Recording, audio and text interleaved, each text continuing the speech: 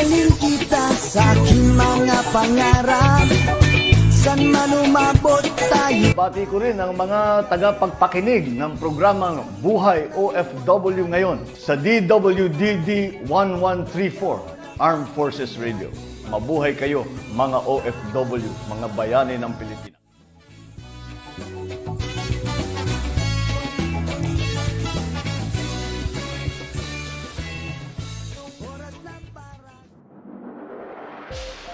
Okay, magandang buhay Luzon, Visayas, Mindanao. Narito naman po tayo sa programang Buhay OFW ngayon, Bantay at Kasangga. At syempre po, sabi nga enjoy life.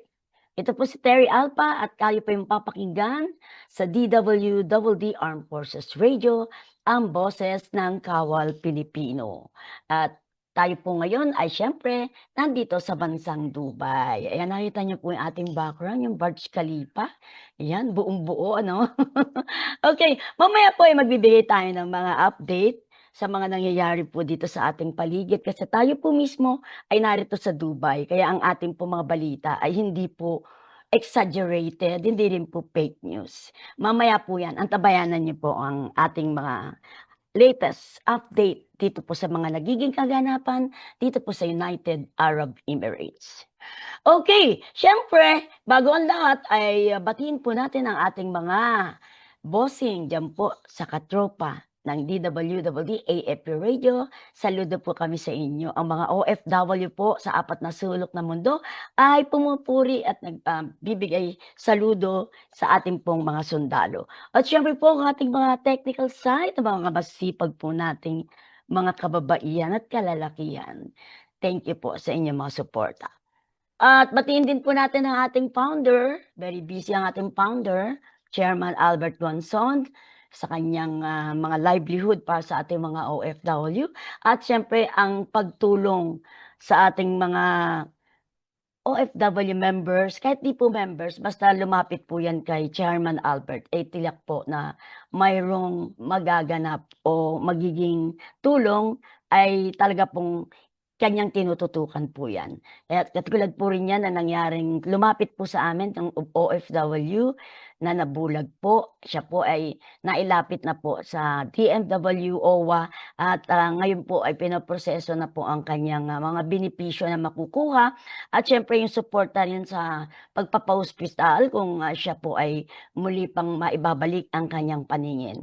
Yan, congrats, good luck po sa iyo Kuya Edwin. Sana ay muli ka uling makakita.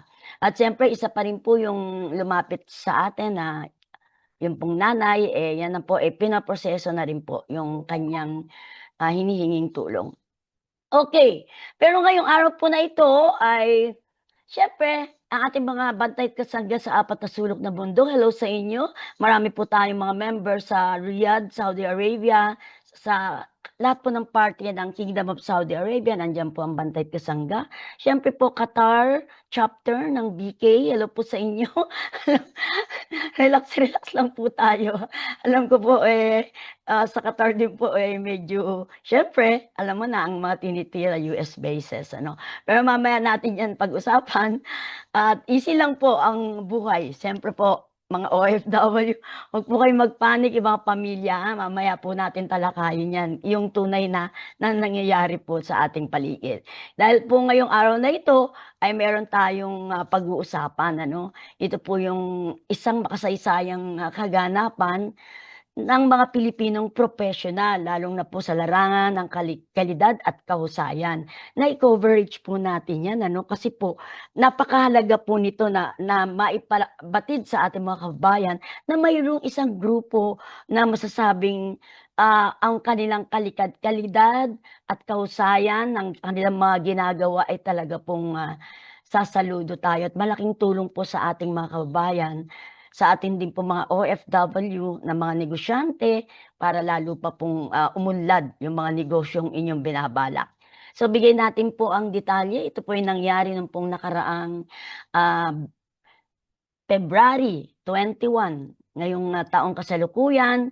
At ito po ay naganap sa kilalang Coca-Cola Arena. Ayan, napakaganda po niyan na matatagpuan po dito sa United Arab Emirates, Dubai. Kasi po nagkaroon sila ng paglulunsad, yung launching po ng Philippine Society for Quality Middle East. Ayan. Ito po ay masasabi nating isang makasaysayang yugto para sa Philippine Society for Quality o PSQ dahil patuloy po silang nagsusulong ng kahusayan, kalidad at profesionalismo ng mga Pilipino. Hindi lamang sa Pilipinas kundi maging sa iba't ibang panig ng mundo. Kilala na po talaga sila dahil 1969 pa lang po ay nandyan na po ang PSQ. Okay, ang pagtatatag po ng PSQ Middle East, ito po ay pagpapatunay ng dedikasyon at pagkakaisa ng ating mga kababayang mga eksperto sa kalidad, lalo-lalo po sa mga riyon. Isang hakbang ito patungo sa mas pinalakas na collaboration, pagbabahagi ng kaalaman at pagpapalawak ng oportunidad para sa mga Pilipinong professional. At sa pagbabalik natin, itatalakayin natin mamaya, papakita po natin yung ating naging coverage at siyempre po yung mga mensahe po ng mga opisyal, nagkaroon din po sila ng launching at nagkaroon din po sila ng oath-taking ng mga bagong officer dito po sa Middle East. Kaya ito po ay pakinggan po natin at panuorin kung ano ba talaga itong Philippine Society for Quality at paano ito nakakatulong sa ating mga overseas Filipino workers at sa mga iba pa pong mga kababayan natin. Sabi nga para sa lahat. Di po ba, mga gustong umunlad at lalo makilala, matulungan yung mga negosyong balak nating itayo o gawin. Okay, panoorin po natin.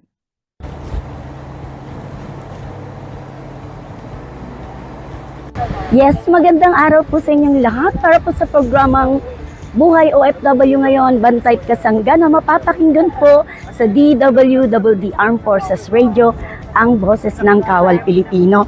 Ngayon po nandito tayo sa, wow, ang ganda po talaga ng venue, Coca-Cola Arena. Kasama po natin si Sir. Sir, introduce yourself please. Ako po si Noel de Guzman. Ako po ang VP Vice President for Operations ng Philippine Society for Quality Middle East. Yes po. Sir, ano po yung mga nagiging kaganapan dito ngayon?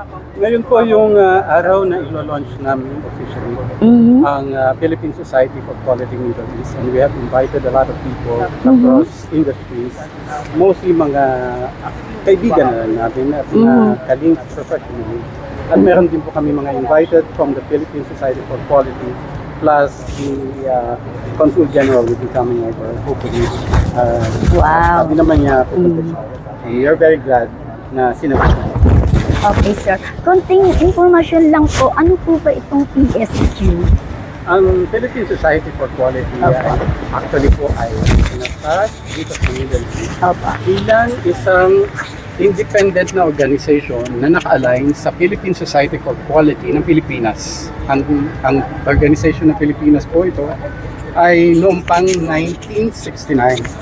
At dito lamang po this time na nagkaroon ng bagong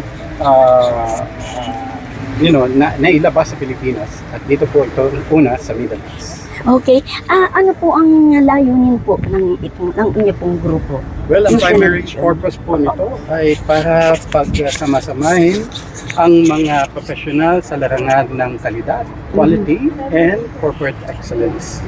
At maging venue din po ito para sa community activities na maaari namin may lahad o may sa buhay o may bahagi sa mga tao patungkol naman sa pagkakaunlad ng edukasyon. Yes. Tingnan ko na lang po kayo, sir, ng message po para po sa ating mga kasundaluhan po kasi tayo po ay Armed Forces Radio and of course sa program po natin Buhay OFW ngayon. So pati rin po sa ating mga OFW. Go ahead po, sir. Okay po. Una muna sa ating kasundaluhan. Kami po ay sumasaludo sa inyong pagtatanggol at sa inyong kalakasan ng loob at sa inyong dedikasyon sa inyong trabaho. Kami po ay sumusuporta at sa anumang adhikain para sa pagtanggol sa ating karapatan at sa ating bansa. Ganyan din naman po para sa mga OFW. Kung kayo po ay ang mga OFW na may naniniwala sa mga values ng integrity, excellence, and quality, kami po ang mga maaari niyong malapitan at mapuntahan na organisasyon.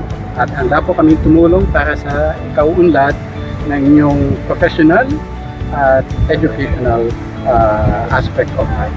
Yes! Thank you po, sir. And siyempre po, congratulations and good luck po. Salamat po. Okay, thank you. Your vision, that vision was very bold and it was very courageous. Anna mentioned that let's bring PSQ to the Middle East, either Middle East or Middle East. Remember the promise you made today to really uphold standards, to elevate Filipino professionals, and to contribute meaningfully to the global bond community. Yeah. So today, the flag of the Philippine quality stands in the Middle East. So from Manila to Dubai, the message is clear. We are ready, we are capable, we are proud. The Philippines has arrived and we are here to lead. Congratulations PSQ Middle East. Congratulations Ana. Mabuhay and mabuhay ang galing at kalidad ng Pilipino. Maraming salamat po. Hundreds, thousands of Filipino professionals, engineers, managers, auditors, healthcare workers, educators, and innovators. Hi everyone, my name is Dr. Sandra N. Maningas. I'm currently the president of the Philippine Society for Quality. This is a very nice country and we love Dubai. Thank you so much for inviting us here. Yes, tanong lang po kayo, mama, tungkol po sa naging kaganapan po kanina. Ano po yung parang pinaka-highlight po? Yes, today is we are celebrating a milestone. We have officially launched the Philippine Society for Quality Middle East. This is the very first chapter of the Philippine Society for Quality. As I have said a while ago during the event, we have a lot of Filipinos here, thousands of Filipinos, which deserves really a global presence. We deserve a global stage wherein we can, capacitate more Filipino leaders like business leaders, engineers, accountants, healthcare workers, focusing on quality.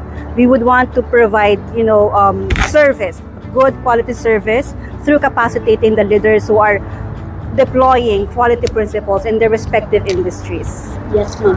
Ako po ay isa po sa official po ng Bantay at Kasangga ng OFW International. Hinan ko po kayo ng message para po sa kanila at syempre sa lahat po ng OFW sa buong mundo. Yes, sa lahat po ng OFW ay salute you po. Sa lahat po ng inyong commitment, sa passion, sa lahat po ng sacrifices that you have rendered, I salute you. Maraming salamat po sa lahat ng pagkatyaga para po maitaguyod ang kalidad na Pilipino po. Yes, at kung tayo po ay nasa boses ng Kawal Pilipino, ang ating pong Armed Forces Radio, inspirational message po para sa kanila.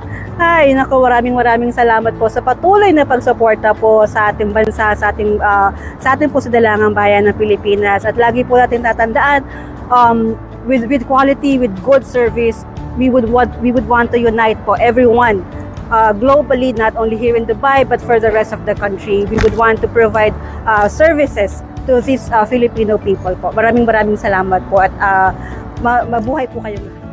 Defines how we get there. We are a trusted network of agile, innovative, and trusted partners of choice who create Intelligence and impact. Third is sustainable, quality, ESG, and long-term impact. These events will give PSQ members the access to industry thought leaders, opportunities to showcase their professional work, mentorship and engagement, space to build sector networks and partnerships. This is a shift from just training Hello everyone, I'm Jemeline. I'm the Vice President for Programs and CPDs for PSQ Middle East. We would like to invite you all to please join us and become a member for this, PSQ Middle East. We strive to make sure that our advocacy is for quality and excellence within the region. So there's a lot of programs that's for you, whatever your role is, wherever you work. This is for you. We'll make sure that we'll help you out on your career progression, capacity building, and so please join us. Thank you so much. And of course, hingan kita ng message sa ating grupo ng Bantay Tisangga ng OFW International at syempre sa lahat po ng ating mga OFW around the world. Mga kabayan, laban lang. Together we can build this, excellence and we will make sure that we elevate kung ano yung kakayanan ng mga bawat Pilipino, whether you're in Philippines, whether you're outside in Philippines, you're an OFW, so we'll support each other. So with this program, with this community, we'll make sure that we will support you all throughout. Thank you. Yes, and the last message sa ating boses ng Kawal Pilipino, inspirational message para sa kanila, mga sundalo natin. Yes. Lagi pong mag-iingat. Salamat po sa inyong serbisyo, and we look forward to seeing more of the actions for our own country. So salamat po at maraming blessings po sa inyo. PSQ Middle East. Mabuhay po kayo. It's really an honor for me to be with you this afternoon, and I will try to maintain quality by reading from my notes and sticking to what I have prepared, my thoughts, so that I won't ramble on. It is with honor that I extend my warm greetings to the Philippine Society for Quality Setting. I commend the officers and members who worked to establish this chapter. It seems very, very significant. I saw very emotional, Miss Anna, and when you were given your banner, and that is the literal manifestation of blood, sweat, and tears. At least we saw the tears, not the blood. Magandang hapon, Terry. Maraming salamat po at kinapanayam niyo ako ngayong hapon na ito. Tulad niya nga nang nabanggit niyo, nandito po tayo ngayon sa may Coca-Cola Arena dito sa Dubai, UAE para sa launch ng Philippine Society for Quality Middle East Chapter. Ito po ang kauna-unahang overseas chapter ng PSQ, isang organisasyon na mula sa Pilipinas na itinatag noong 1969 pa. Binabati ko po ang PSQ Philippines at ang PSQ Middle East para sa napakahalagang pangyayari na ito, at sana po ay lumaki ang kanilang komunidad at lumaki pa ang kanilang mga contacts dito sa Dubai and beyond, no? Kasi po itong PSQ, they stand for quality, for excellence, and for service na naging tatak na rin po ng ating mga overseas workers at professionals saan mang parte ng mundo. At on that note po, bilang kinatawan ng Pilipinas dito sa Dubai, ako po ang Consul General ng Philippine Consulate General dito po sa Dubai and the Northern Emirates. Nais ko pong batiin ang ating mga magigiting na overseas Filipinos, maging dito man sa Middle East, dito sa Dubai, o kahit saan man sa mundo. Kami po sa Philippine Consulate General dito po sa Dubai ay laging handang tumulong, lagi pong handang maglingkod sa ating mga OFWs. At sa inyong mga tagapakinig, Terry, isa pong mabuhay at hello po galing dito sa Dubai. Sana po lagi po kayong makinig sa programa ni Terry at sa boses ng ating mga anong tawag natin? Boses ng Kawal Pilipino. Boses ng Kawal Pilipino. Tangkilikin niyo po ang programa ni Terry at mabuhay po sa inyong lahat. Hi! To build meaningful partnerships, to strengthen professional integrity, and to elevate the global Filipino quality community, while of course remaining inclusive to all nationalities. PSQ Middle East operates through a registered entity, but its purpose is not commercial gain, its purpose is impact. Impact that lasts beyond this stage, beyond today's program, beyond this launch. For today's event partner, again, thank you so much, our supporters, and thank you for believing in this mission. Hopefully, there will be more in the future. To our Executive Council, maraming salamat. I know how difficult it is to juggle our own day-to-day job. Hello po, magandang hapon po sa lahat. Ako po si Ana Jennifer Balbon. Ako po ay ang founder and president po of Philippine Society for Quality of Middle East po. Yes. At syempre, ma'am, ano po ba yung mahalagang kaganapan dito? Yes po. So today po marks our official launch po of Philippine Society for Quality Middle East, or in short po PSQ ME. Yan po. At we're very, very happy and grateful that a lot of people, especially from the Filipino community, had joined us for this milestone po. And then, yeah, so we've discussed, of course, our programs and CPDs. We also have our own Philippine Society for Quality from Philippines, who actually flew all the way galing syempre sa Pinas to support us. And thank you po as well for you for joining us po and supporting us. Yes. Kanina po na-video na po natin yung mga naging happenings at syempre narinig po natin kung ano po itong PSQ. Kaya ako po hilingan na lang po kayo ng konting kaalaman o details po about PSQ para po sa ating mga OFW na naka-monitor. Yes po. Ang PSQ ME po, ang aming goal is definitely, you don't need to be a quality expert po. Kung ikaw po ay ang isang tao na gusto nyo po ay magkaroon ng continuous learning, mapabuti at mapabilis ang trabaho nyo, and making sure na you're doing it at the best practice, international standards, and then at the same time, ethical and sustainable po, mag-join na po kayo sa amin. Dahil yan po ang goal namin. Sama-sama po tayong tataas. Yes.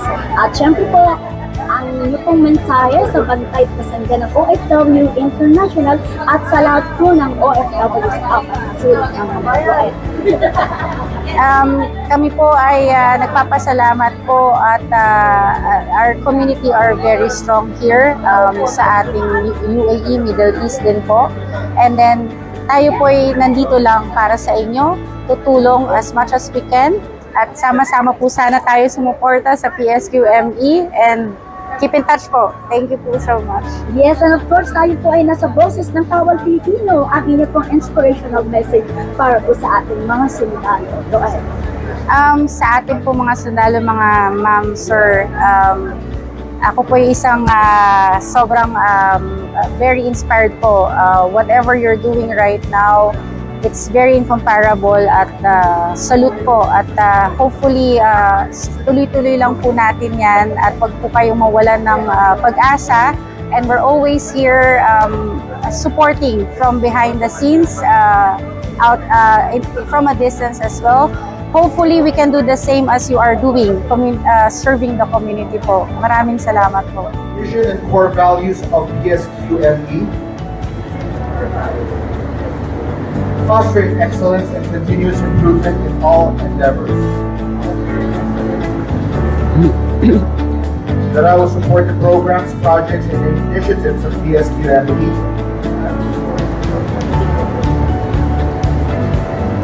Working in unity with my fellow officers and members for the advancement of quality in our community. That I will safeguard the trust reposed in me.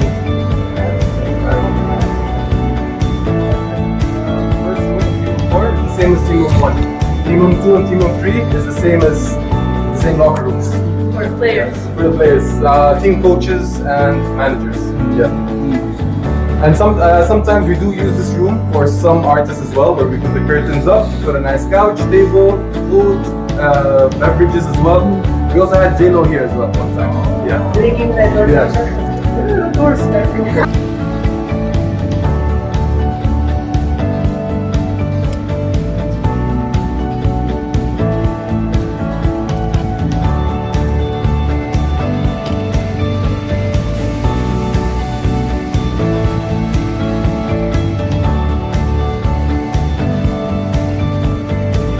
Ayan, okay, back to you guys. Ayan, napanood nyo po ang mga naging kaganapan ng ating pong video coverage dito sa Philippine Society for Quality. At syempre, nakilala nyo po isa-isa yung kanila pong mga masisipag na officers ng nabanggit na organisasyon.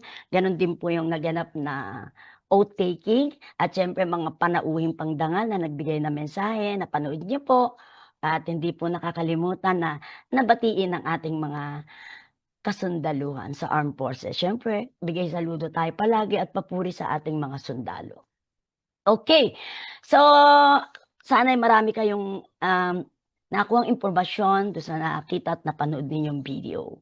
Okay, balik tayo sa realidad dito sa ating bansa, dito sa ating bansa, sa buong mundo. Ayan, lahat po ay nag-aalala sa mga nagiging pangyayari. Pero sabi nga, dasal lang po tayo. Okay. Sa mga nanonood po sa atin, naggawa po ako ng isang video na nagbibigay po ako ng mensahe sa ating pong mga kababayan na mga Pilipino, hindi lang Pilipino, yung pong mga nasa bansa na kung saan po ay medyo nadadamay po dito sa gulo, no, na nangyayari. Katulad po ng conflict between Iran, US at Israel. Alam po naman natin kung ano ang nangyayari na kaguluhan, ano? So, syempre, ang mga Pilipino, OFW, mga nandito sa UAE, sa Bahrain, Qatar, Kingdom of Saudi Arabia, lahat po ng nasa paligid, Kuwait, yan po ay talagang ang mga pamilya po sa Pilipinas ay nag-aalala, umiiyak, siyempre mga mahal nila sa buhay ay narito sa bansa, ano? So nakikita niyo naman po, ayan po yung Burj Khalifa, the tallest tower in the world. Yan po talaga tina-target po yan kasi yan po attraction po sa Dubai. Pero situation po, ako po mismo narito sa Dubai, ang situation po natin dito ngayon tahimik po ang Dubai. Meron pong mga balita na lumalabas sa atin, sa Pilipinas, gawa ng mga vloggers. Yes, totoo po yung binabalita, pero ang problem po is exaggerated. Opo, may nagaganap po talagang mga missiles na pumupunta sa mga tina-target nila mga US base katulad po ng UAE. Ang US base po ay nasa Abu Dhabi. Yan, nandiyan po yung son ko. Sabi ko nga, kung medyo hindi na okay ang sitwasyon doon dahil nga walang tigil yung ng missile na na-intercept naman po. Talagang saludo po kami sa United Arab Emirates. Grabe ang high-tech. Ang galing po talaga ng pag-intercept. So, kung meron man pong ibinalita na ang Dubai Airport po ay tinamaan, yung pong hotel nasa Palm Beach at yung hotel at isa pang opo, totoo po yan na yung drone po, yung mga debris, tumama po. Pero sa pinapakitang video ng ating mga kaibigang vlogger, exaggerated po. Sobra yung tao nagkakagulo, ganyan. Pero alam niyo po, yung tulad po sa Dubai Airport, under control po agad. Alam niyo talaga, sobrang bilis po talaga ng mga responde dito. Under control at minor lang po ang naging damage.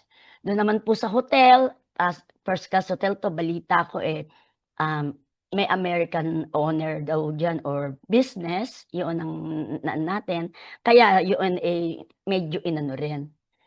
Pinukosan din. Pero ang tama po sa kanila yung drone. Wala pong missiles dito sa Dubai. Nandun po sa Abu Dhabi. So, sitwasyon po sa Abu Dhabi, ayon sa anak ko po, siya po ay nagwo-work sa coffee shop, kahit po may mga naririnig na mga ganon, missile pa, yung alert naman po at saka alerto naman po lahat at laging nagbibigay po ng mensahe, emergency sa mga cellphone po natin na stay home lang po tayo. At syempre, yung normal na ginagawa po natin, tuloy po natin. So, nagte-thank you rin po sila sa kooperasyon po ng ating mga kabayang OFW. So, sa sitwasyon, Abu Dhabi, opo, sila po, tuloy po silang pinapadala ng missile. Pero lahat naman po talaga nasasangga po yan. Yung anak ko po, normal na bukas yung kanilang coffee shop. Pag-aari daw po yun ng family, ng sheikh. bukas papasok siya. Kaya sabi ko nga sa kanya, "Punta ka na rito sa Dubai mamaya, nakakatakot 'yan." Kasi diyan target nga dahil nandiyan yung ano, US base. Eh, hindi naman, kalma lang siya, basta ingat lang, wag maggagala kung saan. At siyempre nakakasanayan na rin nila yung mga gano'ng tunog. So, kami po dito sa Dubai, wala po kaming naririnig na kahit ano, na pumuputok o ano man. Kung meron man mga dalawa, pero malayo siya. Kaya, thankful kami po dito na mga OFW sa Dubai na ano po, yung amin pong araw-araw na buhay normal po. Namamasyal, lumalabas, naggo-grocery, ganyan, makain sa labas. Wala pong panic buying, walang anuman. At yan nga po ang nangyayari dito. Kaya yung mga kamag-anak po ninyo na nandito sa Dubai, kalmado lang po kayo, baka mauna pa po kayo diyan sa kakaalala niyo sa mga OFW yung narito. Relax lang po at huwag kakalimutan talaga panalangin, dasal, yan lang po. Si Papa Jesus lang po, God, o Diyos Ama ang nakakaalam at makaka-resolve kung ano man po ang mga nagiging gulo o kaganapan. So, isa po sa magandang, news 'no, ngayon ano, atin pong nakalap, ito po ay hindi fake news. Galing po ito sa Government of Dubai Media Office 'no, ayan, media office siya na maganda pong marinig natin na ito, pang ating ano, Dubai Airport, inanunsyo po ang resumption ng limited flights. Ayan, limited lang po. Mula po Dubai International Airport at sa Dubai World Central Al Maktoum International Airport. As of today, kagabi po, March 2, 2026. Yung pang Dubai Airports ay nagbigay din po ng instruction sa mga pasahero. Pakinggan niyo po ito, yung mga nag-aabang po na makauwi o may nakabook ng flight. Antayin niyo po ang instruction po ng Dubai Airport sa mga pasahero. Huwag po kayong pupunta sa airport unless na-contact nyo na po ang inyong airline, yung concerned airline nyo, para i-confirm nyo po ang inyong departure date. Ganon, para sure huwag yung basta na lang kayo punta ng Dubai Airport wala pa naman pa pala kayong confirmation. Maano lang kayo doon.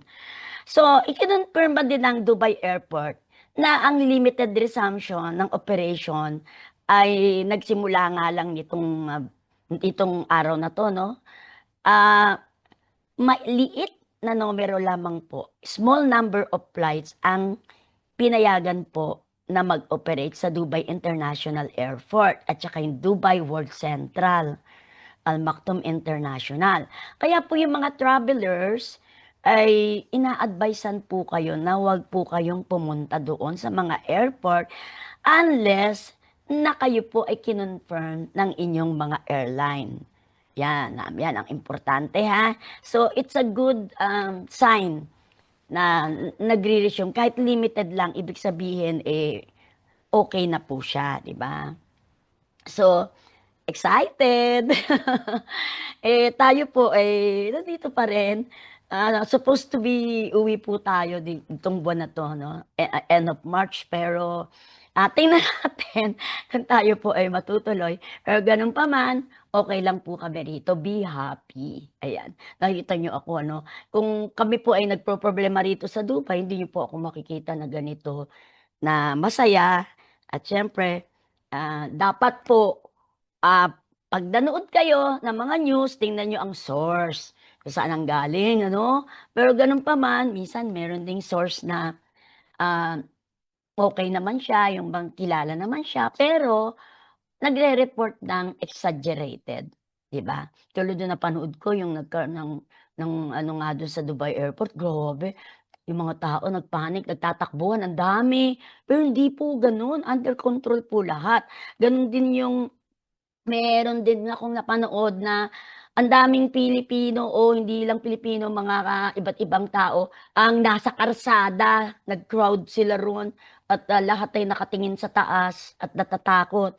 Yan yung sinasabi natin, naggagawa po ng panic lalong-lalo na po sa mga may kamag-anak, ano.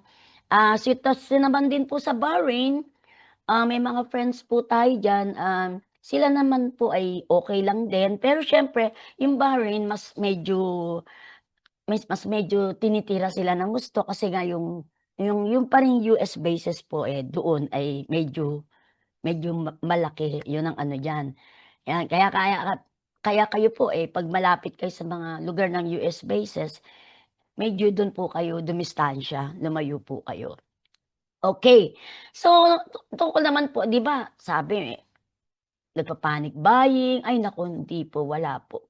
Yan po yung, binigay agad na balita ng ating mga supermarket store owners dito sa Dubai na 'wag mag-panic buying dahil yung pong mga stock po ay sobra-sobra, yaan.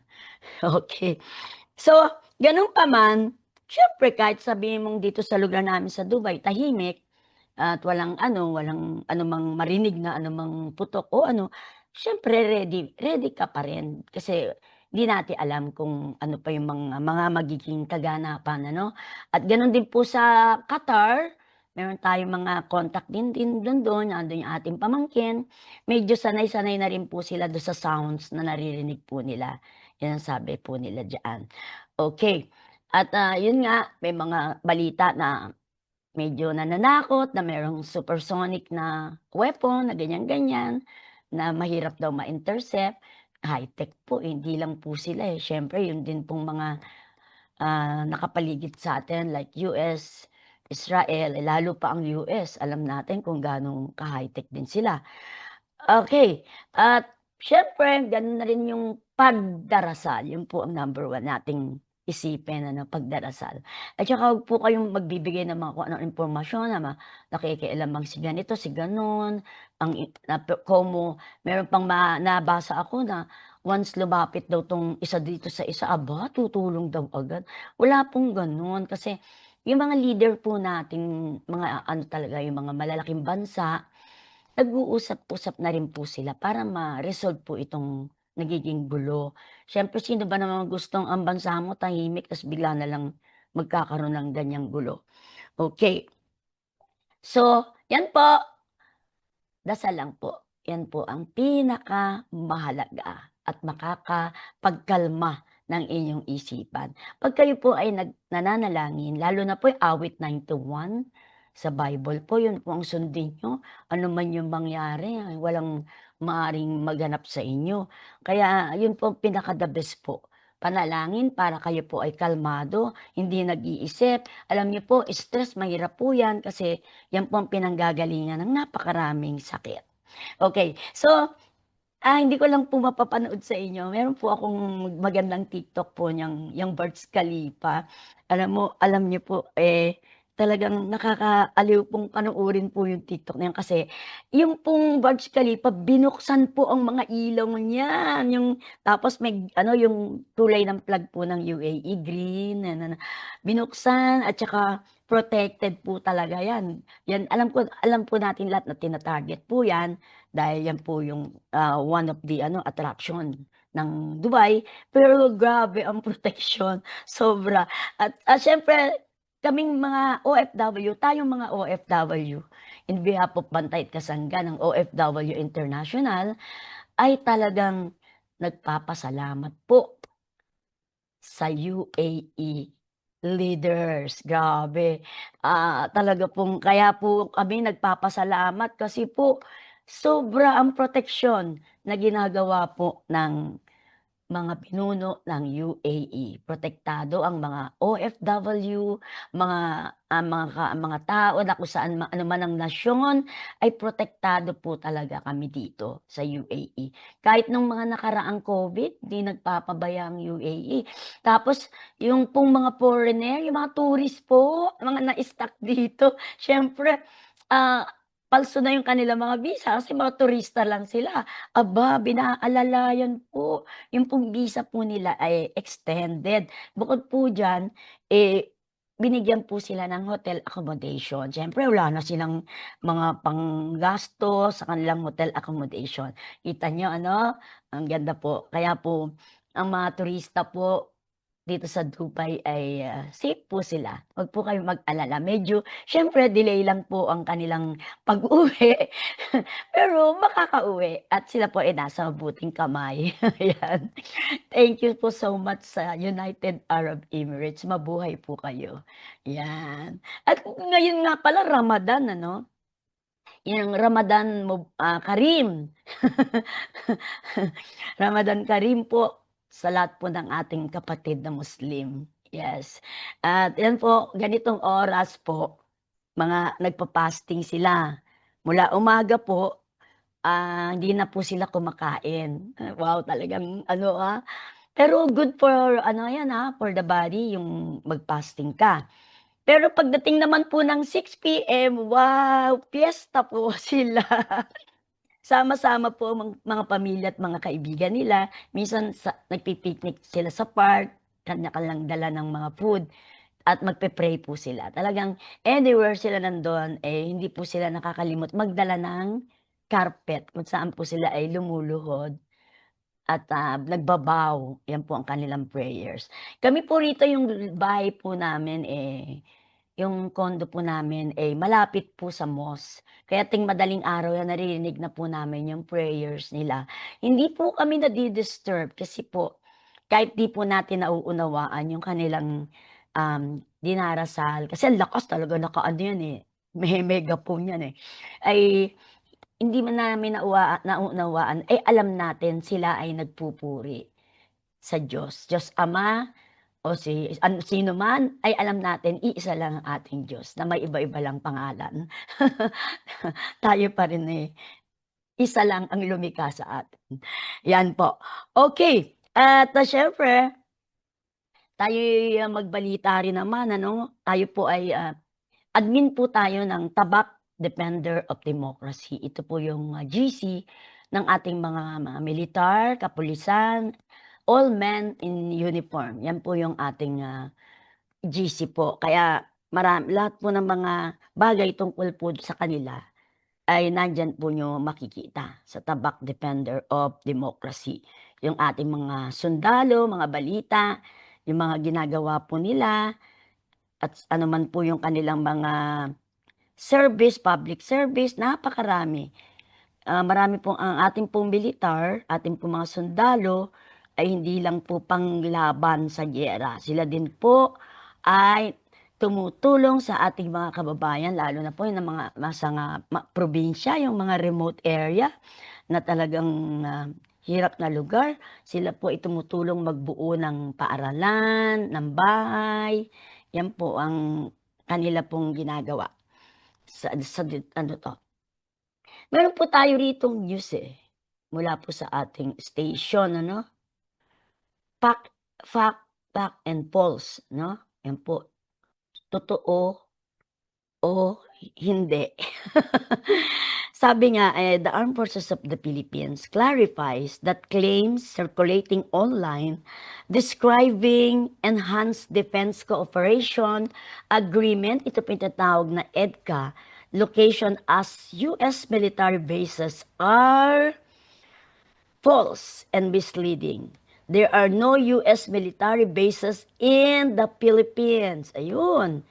EDCA sites are Philippine military installation owned, operated, and controlled by the Philippines consistent with the Constitution and existing defense agreement. Ayan, yan pinililinaw lang po. Yan po ay hindi po yan US military base. Yan, para sa kalaman po nung lang hindi pa po nakakabatid. Ayan. Okay, at sabi nga dito, yan, at least alam nyo disinformation alert po yan. Okay, yes. Meron pa po ba tayong, mga katanungan? Okay. Yes, merong tanong sa atin, nagtatanong, kailan daw po kaya, kasi nabanggit ko raw na meron ng konting flight na nag-open sa Dubai Airport. Nagtatanong kung meron na raw ba yung kanilang airlines, siyempre iba-ibang airline. Antayin niyo po yung announcement kasi so far kung sasabihing nagbuka siguro 'yan yung kanilang mga yung Emirates Airline, yung Etihad, 'yan yung pong airline mismo nila. Pero tungkol sa kung meron na ang Philippine Airline o yung Cathay Pacific, wala pa po tayong advisory. So once na maano po natin 'yan, makakuha po tayo ng balita tungkol diyan, eh, i-a-announce po natin agad. Okay. Yes. Ayan oh, nakakatuwa po ano, yung sa background ko, talagang nasa TikTok po yan, eh, na yang Burj Khalifa, ang ganda pa ng tugtog, eh, na hindi lang natin siya mapatugtog dito ngayon, eh, kasi, eh, yung ating pong mga gadget ay nasa Pilipinas. Okay, yes, meron pa rin naman tayong oras ano. So yung ating pong mga balita pa po nung sa OFW natin at, dun po sa mga livelihood ng ating chairman, yun pong livelihood na mushroom ay patuloy pa rin po yan, yan. At siyempre po, yung mga interesado puwede po kayong makipag-ugnayan kay, Chairman Albert. At, siyempre po gano'n din po yung mga lote, yung mga pinamigay diyan po sa island of ano ba 'to, Mindoro 'no? Yun po, eh, proseso, nagpo-process po yung papel, siyempre transfer yan, 'di yan basta-basta. Para kayo po ay masama dun sa mga bibigyan ano? Okey. Yes. Ayan, meron po mga te-text sa atin. Yan, Ma'am Terry, okey lang ba ang aking anak na nasa Qatar? Wala po tayo sa Qatar, pero ayon sa ating mga kamag-anak na nandoon, eh, okey naman po sila. Sabi nga sanay na sila sa Qatar, eh, dun sa mga naririnig nilang mga putok-putok, ayan. Okey, at, itong, kaibigan natin na nandito ngayon, yung mga nagsu-Zumba, punta po kayo sa Alrica, nandun nagsu-Zumba po bawat kanto, eh, nandun sila. Hindi iniisip yung mga kung ano-ano lang na maguguluhan ka lang. Okey, at, siyempre po ayan, nagpapabati po ang president po ng PSQ dito sa Pilipinas, diyan sa Pilipinas, si President Sandra Manhiñas. Hello po ma'am, nakabalik na po ba kayo? Okey po, yes. At siyempre po lahat po ng, mga opisyal po ng PSQ, kaibigan po ng ating anak na si X na si Jem, 'yan, hello po sa inyo. Panoorin po ninyo ang inyo pong mga sarili sa ating media coverage, 'di ba? Okey, yeah, hindi nakalimutan nating idagdag dun sa video kanina 'no, 'di ba nakita niyo na kami sa Coca-Cola Arena? Tinur kami 'no, medyo yung video lang, eh, hindi na kumpleto. Yung pong aming tour guide is si Mr. Karim. Naku nakita niyo po yung kanyang, video o picture, 'di ba ang pogi niya 'no, tsaka tisoy na tisoy. Hindi namin akalain nung nagtu-tour, eh, biglang nagsalita ng Tagalog. Kaya sabi namin, "Ay Tagalog pala si sir." Yun pala yung kanyang mother is a Pilipina at ang kanyang father, eh, Egyptian. Kaya tuwang-tuwa kami at siya yung nag-tour sa amin doon sa arena. Pinakita niya yung mga dressing room ng mga sikat na naglalaro ng basketball doon. Hindi ako gaano kasi mahilig sa basketball kaya hindi ko matandaan yung mga pangalan ng mga nandun, doon. At siyempre di lang mga basketball player, maraming events ang ginaganap do'n. Pinakita yung dressing room, pinakita yung bawat, cubicle ay may names, may names po nila. At siyempre meron din dun na, parang, meron sila roon na small resto. Wow, talagang sosyal na sosyal po yung kanilang mga facilities doon. Talagang world class sila. At di lang 'yan, bukod sa dressing room, yung kanila pong mga ano do'n, comfort room, super ganda. Yung pinaka ano do'n, yung pinaka-arena nila ang lawak. ano pala, ina-adjust pala yun. 'Pag yung event, eh, sobrang laki, ina-adjust nila yung mga chairs at 'pag yung mga maliit lang, inaano din nila, kino-compress din nila. Gano'n ka-high-tech. Yun nga, yung meron din akong video na pinakita na kung gaano po kaganda ang Coca-Cola Arena dito sa Dubai, ayan. Okey, may ilang minuto na lang tayo. Yung mga nagpapabati ano, si Miss Joy Aguirre ng, OFW in Qatar. Kailan ka mag-guest, At siyempre ang mga kaibigan natin sa Doha, sa Qatar chapter, congratulations sa inyong mga event. Napakarami po niyo talagang, event. Ang Kingdom of Saudi Arabia rin naman gano'n din po sila. Madami po talaga ang bantay at kasangga ni Chairman Albert. Anywhere yan nandiyan. At batiin din natin ang bantay at kasangga President NCR, si Miss Grace. Miss Grace po batiin natin yung kanyang pinagmamalaking ginseng. Ayan. Hindi pa natin napuntahan pero maganda tong business niyang to eh, yung sa ginseng. Yan ang mga ano nila. Siyempre, ang ating pong mga kaibigan sa Quezon City Press Club, si President Rio, hello po sa inyo, nami-miss ko na kayo. Si Kuya Neil Miranda, si Kuya Perfecto, si Ben Briones ng PNA, ayan, mga media friends natin, ang NMAP, siyempre.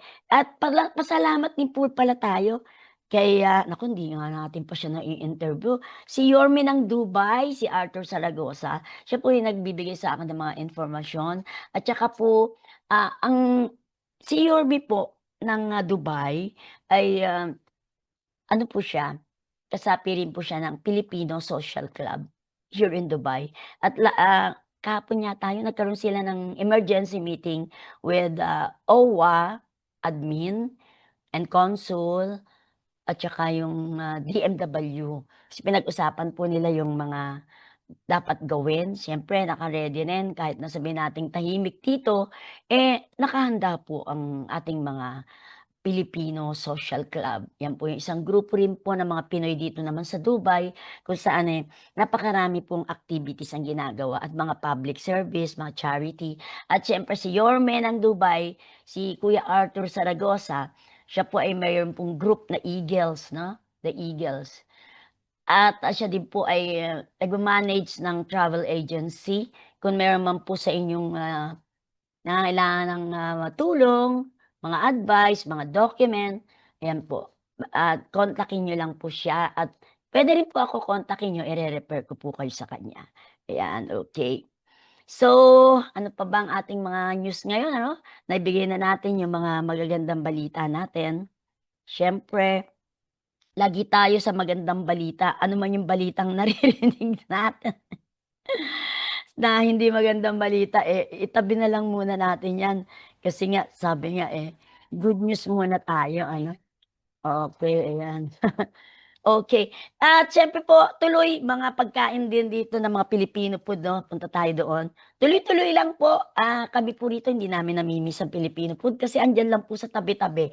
Order ka lang, meron ka ng kare-kare, lechong kawali, lahat po yan ay nandito. Yung pong baboy, pork, meron din po dito. Kaya lang po, mabibili nyo lang po siya sa isang supermarket. Nandun lang po siya. Pero lahat po ng products ng pork ay meron po sila. Okay. So, batiin natin ang ating technician. Ayan, ano, busy-busy sila. Busy-busy ang ating technician. Kasi dito ako, ang technician ko rito ngayon, yung ating pong daughter. At syempre, mga technician natin, na official technician sa DWDD. Ayan. Okay. Okay, easy-easy lang ang buhay. Enjoy life. Yan. Makakarating din po kayo dito sa Dubai. Mga nangangarap, sabi nga nila, nasa bucket list daw po nila to eh. At thank you so much din po kasi tayo po ay residents na po ng Dubai. Ayan. Resident. Ang good news po, pag kayo po ay can't afford, pwede na po kayo mag-invest dito ng condo, mga property, pwede po kayong makabili. Allowed po yan. Dati, pati nga business panay Pilipino na po ang mga nagbi-business dito. At siyempre, mga successful po sila. Yung mga nakakapanayam natin last time, successful po talaga sila. Okay, ayan, tayo'y pansamantala na magpapaalam. Maraming salamat po doon po sa ating mga kaibigan na nakamonitor sa atin. Lahat po ng ating mga viewers, thank you po, followers and viewers. Patuloy niyo pong i-likes, follow and share ang ating pong katropa DWDD Armed Forces Radio. At syempre po, good luck po sa lahat po ng mga sundalo. Ano man po ang inyong nasyon, ano man po saan man po kayo nakadestino, sana po magparamdam si Lord sa inyo. Tsaka po yung mga leader. Yun ang pinakaano, yung mga leader kasi sila po yung sinusunod po magparamdam po sa inyo na please stop war, no? Hindi dito tayo sa mundo pansamantala lang po tayo. Kaya sana hindi naman natin maranasan yung mga ganyan, ano? Mga kung ano-anong naririnig mo, na mga world war, ganon-ganon. Easy lang po. Praise God tayo. Okay, thank you so much everyone. Patuloy po tayong magdasal at wag ma-stress, lalo na po yung may mga pamilya rito. Wag po kayong mag-isip ng ganyan. At may nagsasabi pa, magugutom ang pamilya sa Pilipinas. Ba't naman magugutom? Yan lang po wag po kayong mag-isip ng ganyan. Wala po magugutom. Lahat po kakain. So, paalam na po. Huwag po makalimutang magdasal. At syempre, sa muli nating pagkikita. Ito po si Terry Alpa para sa programang Buhay OFW ngayon, Bantay at Kasangga. At syempre po, in behalf of Albert Gonzon, the chairman, at ang partner natin na International Life Coach, Miss Jeline Valenzuela. Maraming salamat po. God bless.